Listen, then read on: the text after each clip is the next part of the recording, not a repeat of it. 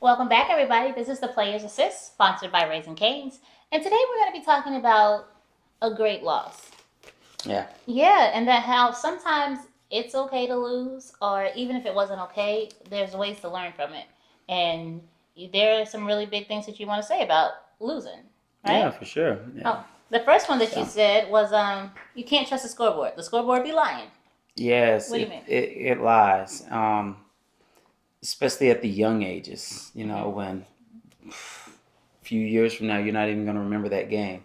So Mm-hmm. it's really about your development. So, I had a young group, and what I was trying to get them to do is let the ball touch both sides of the court and get multiple paint touches. Mm-hmm. All right, and we had been getting on them about that. We had been drilling it in our practices, and then we went into a game, and we did all those things.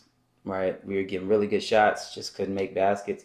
We played a team that was older than us, faster than us, stronger than us, and they won the game. And not only did they win the game, they won the game by like 30. But it wasn't really about the scoreboard. It was lying to us because the kids walked away with their head down.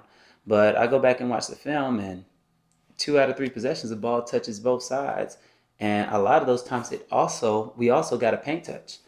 And I'm like, oh well, if we continue to do this, we're going to be really good. That team we were going to lose to anyway. I mean, seriously. So the scoreboard lied to them. Because even though they lost, they actually left the court a better team than. They left the court a better team than when they started, but they Wow. didn't know it because the scoreboard said they lost. Liar. Liar. Don't always trust it. Okay. Exactly. Number two, you said kids listen better after a loss. Oh, the babies, they listen better Oh when yeah, when they're yeah. I defeated. mean, if they win but played bad, they're like, oh okay, But when they lose, you have their ears. Especially one where everybody's a little down, you kind of remind them. So you can really tell them about all the things that you were upset about in practice. And they're going to listen. Hey, look, y'all see? The reason we lost this game is because of things that we practice that I tell y'all about. We don't practice at the right intensity. We're soft on each other in practice. So now we played a physical team that isn't soft. So now y'all have to play against a team that played more aggressive than you actually practice. They made you to play faster than your abilities.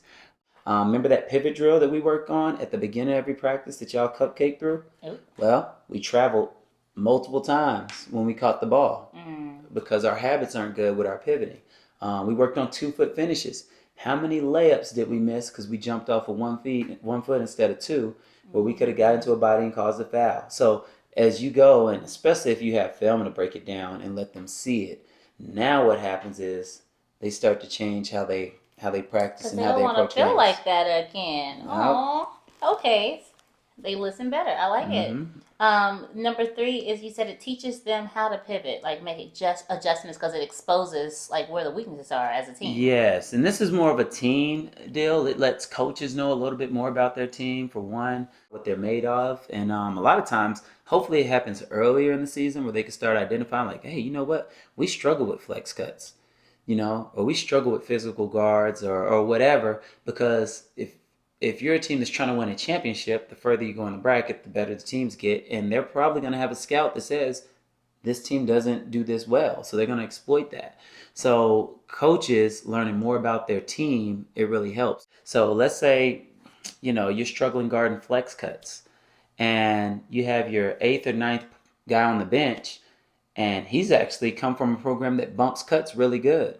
So now y'all face a team that's flex cutting, and then you throw him in the game late. Y'all are losing anyway, and all of a sudden he bumps a guy, throws the rhythm of the offense, and he's really good at that. Mm. Now you realize, hey, I never would have put the eighth, ninth guy on my game in at this point in the game, but now and against a team like that, I'm gonna start him because defensively we are a different team. So the loss a lot of times let you see those things. Where if you win, maybe you see some of it, but you think you can make do with the guy with what you've always done. So it really communicates to the coaches, especially, and hopefully the team, if they can identify it, that we need to make some adjustments in terms of this, maybe even personnel wise. All right. Sometimes it works out. And then lastly, you said it teaches mental toughness. And you have a personal example about this, huh? From when y'all play Arizona. Are you okay? You want to talk about Hey, it? I still haven't recovered whenever I think about it. that was. I mean, that's one of the games that just I can't even go back and watch the film on it, Oh, no, or I I should try look not it up. to. You do have to be tough enough to go back and watch the film. But when I was playing and I was learning from the film, I didn't like it. I'll put it like that. But I mean, we had prepared. Coach said they were going to be good and they were going to pressure, and we practiced with 7 guys on the floor against our 5, so we'd have to deal with more pressure. And It wasn't enough. and I look back, but it was embarrassing. And so, but the thing about it is, I learned a lot about myself. I mean, I think about the stats. I probably had like 8 turnovers, 1 or 2 assists. I mean, it was just a bad game, and it was televised. So, but that game is what turned me into a pro, because I mean, when you have games like that, some people think, "Oh man, there's no way I can be a pro if this is how far I have to go," and some people say, "You know what? This is never happening again." And so I adjusted the way I practiced, the way I approached the game, how much time I put in the game. So it's kind of a fight or flight kind of situation. So I started practicing differently as an individual because I was so embarrassed. I was just like, I just can't have this feeling ever again. And funny enough, that same year we played UCLA, and I played a much better game, and UCLA was #1 in the nation at that time. Yeah. So that helped build me up, and it let me know that, like, hey, when I do have a loss, I can bounce back mentally, because trust me, it played a toll on me mentally, and I had to bounce back. And that's what it told me. And now it's easier to bounce back from devastating things, because that's what that was to me at the time. Yes, and it was televised. If anybody wants to go look it up. Don't look it up. But it was for all to see. Okay, so sometimes a great loss is really that. It's a great loss. So learn to pivot and utilize these things, because yeah, if you do it more, you won't actually lose nearly as much. Learn how to lose, and learn to get better from the loss, because you can't do anything about it after it's over. That's You might right. as well grow. All right. Well, thank you guys for tuning in to the Players Assist. We hope you guys learned something from this episode. Let us know. We have more coming for you next week. We'll see y'all then.